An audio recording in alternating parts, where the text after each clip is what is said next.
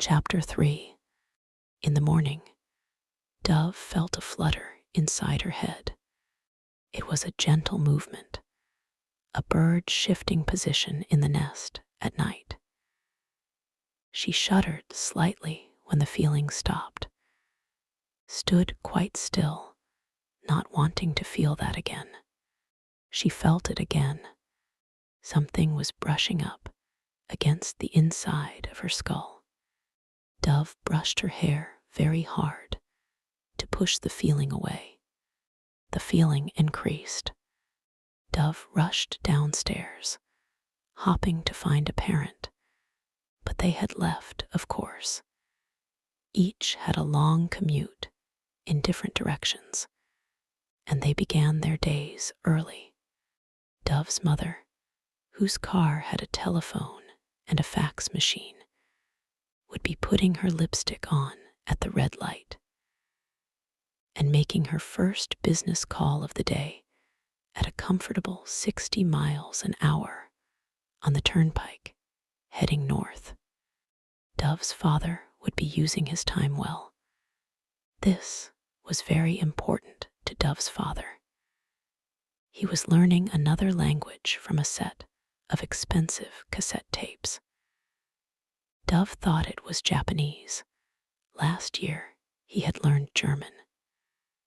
He looked most odd when driving, his mouth curling around foreign syllables, with nobody in the passenger seat to be talking to.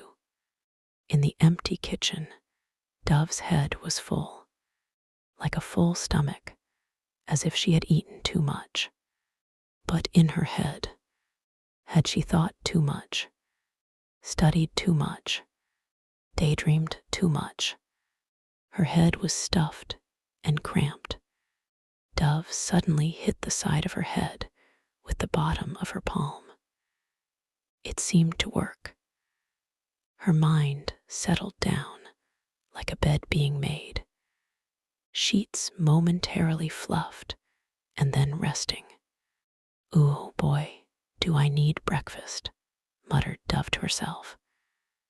She fixed something very sturdy, instant oatmeal black with raisins. The raisins stared at her like eyes. She put a spoonful to her mouth and thought, "If I eat this, my stomach will be full of eyes." She went to school hungry. In school, Dove could see and recognize all her friends. She was able to say hello and respond normally when they said, "Hey, how are you?" But in the thickness of her head, she felt cramped and distant, as though she actually occupied some other place and had to communicate with her friends long distance. The flutter in her head got up and looked around. Dove wanted to scratch the inside of her brain. She knotted her fingers to keep from ripping out her hair. This is how stags feel, thought Dove, when they first get antlers and have to rub themselves against the trees to get the velvet off. What would they do if she rubbed her head against the classroom walls? "The brain, you see," said the biology teacher, "is similar to an onion." Dove detested onions. If you chopped them, your hands smelled. If you cooked them, and the Daniels often did, her father was fond of small white onions in thick white sauce. They were like baby golf balls soaked in glue. "There are also many layers to the brain," said the biology teacher. Dove connected with that. Her brain did have many layers. She could feel the flutter inside her head, lifting each brain layer, like blankets on a bed, deciding where to rest for the night. At the table they shared, Lawrence moaned slightly.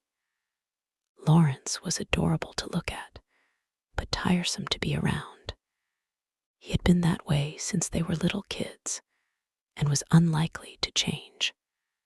Girls were always getting crushes on Lawrence and then changing their minds. Lawrence was proof that looks were not everything. Wrong, murmured Lawrence. There is nothing layered about the brain. Convoluted, yes. Layered, no. Dove raised her hand. The teacher, always eager to coach an inquiring mind, recognized her. Yes, Dove, he said happily. You know how sometimes babies are born with two of something, said Dove. An extra heart or an extra kidney. An extra eyeball, agreed Timmy O'Hay, pretending to have one. Timmy was the opposite of Lawrence. Tiresome to look at, but terrific to be around. After a while, you forgot that Timmy was rumpled and wrinkled and just enjoyed him. The teacher sighed. I have never actually heard of extra hearts, Dove. But yes, sometimes there are major deformities at birth. Have you ever heard of an extra brain? She said. Dove, please, let's be logical here. There isn't room in a skull for an extra brain. Sure there is, asserted Timmy. Take Lawrence here.